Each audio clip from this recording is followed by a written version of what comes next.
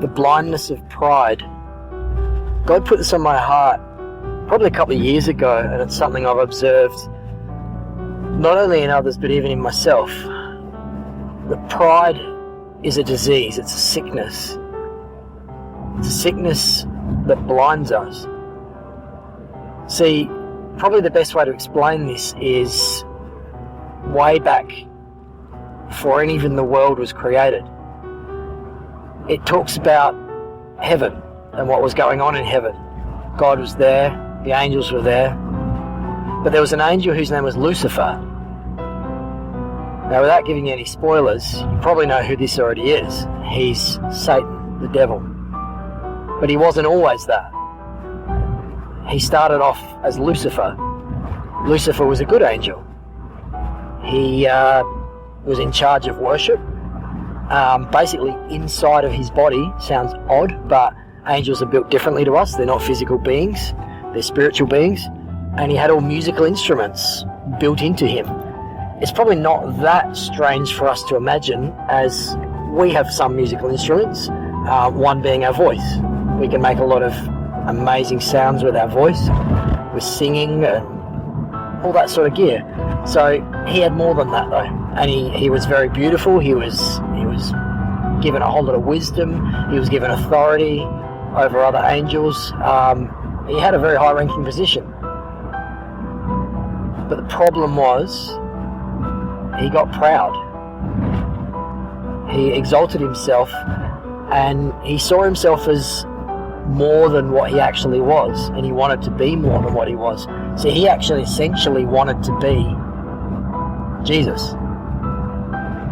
He wanted to sit up there where Jesus sat, but I don't think he would have stopped there. He said he wanted to ascend to the mountain of God and sit on the throne, but he didn't just want to do that. He wanted to overthrow heaven. He wanted to rule everything. He wanted to overthrow God. Now that's ridiculous. No one can actually do that. It's not possible. But this is the problem with pride. You can't see what's in front of you. You can't see it, that this is madness. It's just stupidity. Another good example is Hitler. Hitler wanted to have this plan to take over the whole world and make it into the way he wanted it to be, to eradicate everything he didn't like and to breed everything into the way that he wanted it to be, a control system of his design. But it was madness. It was utter madness. There was no consideration for humanity, no care for individuals, creativity or individualism. He just wanted to crush and form everything into what he felt it should be. And it was pride. It's utter madness.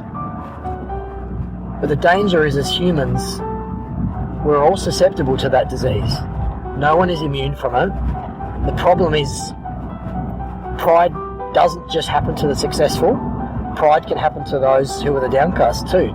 You can be downcast, you could be a homeless person on the street, and you could go up to them and say, "Hey, can I help you?" And they can spit in your face and say, "Get away from me," and be angry and in their pride. So pride isn't something that's just affects the successful or the rich.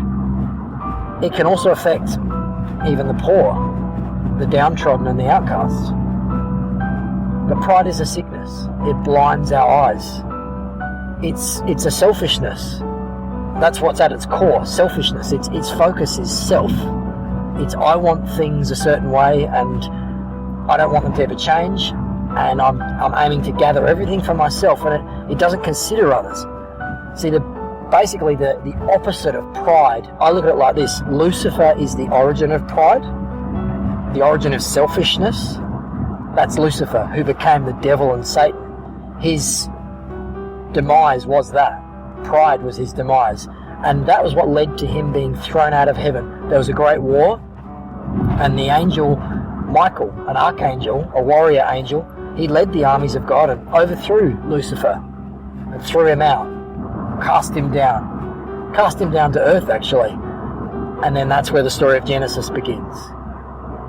He then wanted to take out his anger and his frustration, Lucifer did, on mankind, to make us fall, to make us sin. And he did. We took the bait, Adam and Eve did take the bait and they fell. Sin corrupted the world, and Satan thought, great, good. I've been thrown out of heaven, so I've got my revenge and I've stuffed up God's planet. But see, God had another plan. He had a contingency plan that if we sinned, if we did take the bait and if we did fall, he planned right from the start to come and die for us, to make things right. See, we couldn't make it right. We were corrupted. We couldn't help ourselves. We will just keep sinning over and over, and that's just the way it's going to be. But Jesus knew, I'll die in their place. I'll die for their sins. The perfect sacrifice. The sinless Son of God, the Lamb that was slain before the foundation of the world.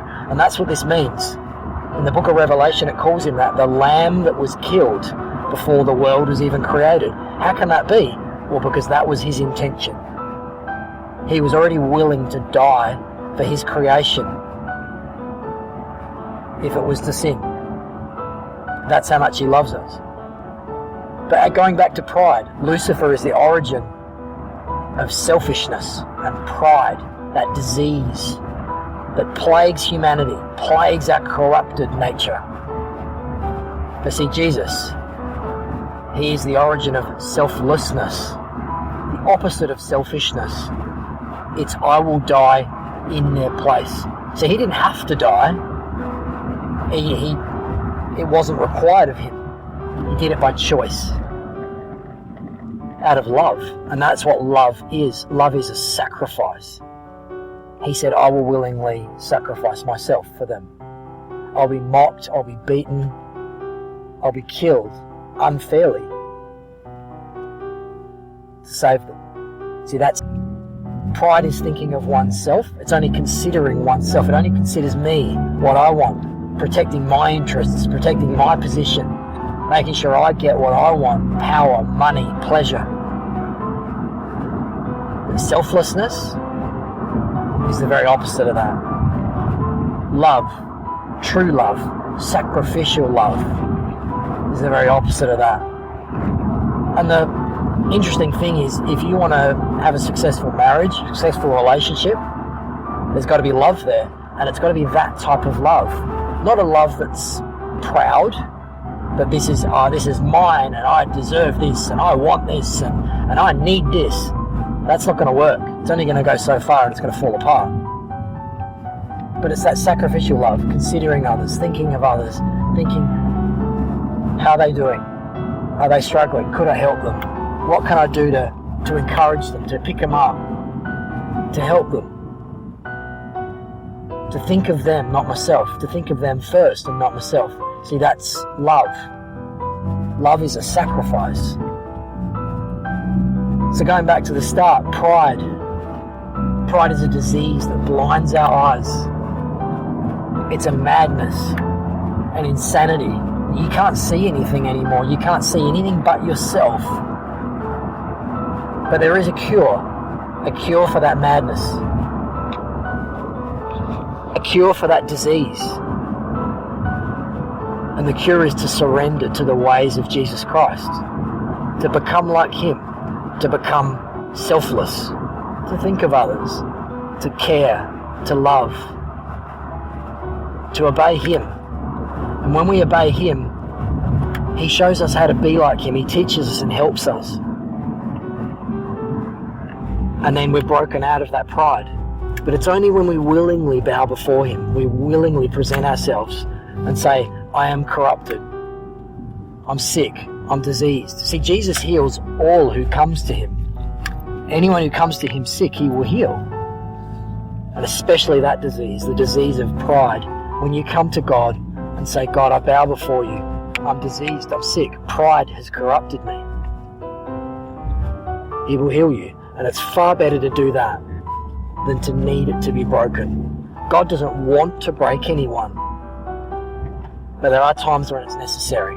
There's times where pride needs to be broken out of us. Far better than to have it broken out of you forcefully.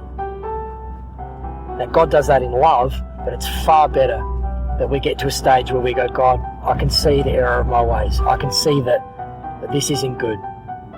I keep repeating this cycle of pride over and over, this disease that's in my flesh, that's in my nature. Please cure me, please heal me. And he will.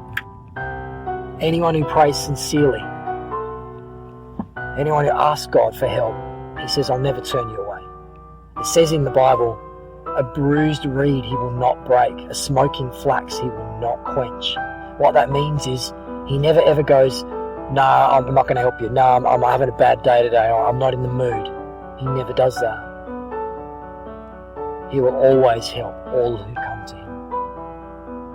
Because he loves us. He's a good, good Father. And he loves you.